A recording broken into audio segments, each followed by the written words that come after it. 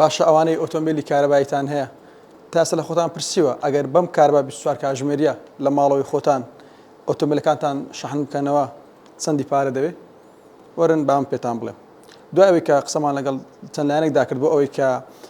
قەبارەی پاتریەکان بزانین و هەروەها بۆ هەر کیلۆواتێک چەندی کارەبا دەوێت گەشتن بۆ ئەنجامانە ئەگەر پاتری ئۆتۆمبیلەکەت لە نێوان 40 بۆ 6 کیلۆوات بێ ئەوە بۆ هەر جارێک پڕکردنەوە لە 0 تا 100 پێویستە 3000 تا 4500 دینار بدەیت ئەگەر پاتری ئۆتۆمبیلەکەت لە نێوان 6 بۆ 8 کیلۆوات بوو بۆ هەر جارێک پڕکردنەوە 5 هەتا 6000 دیناری دەوێت خۆ ئەگەر پاتری ئۆتۆمبیلەکەت گەورە بێ و لە 8 هەتا 120 کیلۆوات بێ ئەوە بۆ هەر جارێک پڕکردنەوە لە 0 بۆ 100 6 تا 9000 دینار دەدەیت ئەمە بۆ ئەم ئۆتۆمبیلانەیە کە فول کارەباین نەک ئۆتۆمبیلانی کە بەشێکیان هایبرێتن بەشێکیان بنزین ئەم داتایە تەنها بۆ ئۆتۆمبیلانەیە کە بە تەواوەتی کارەباین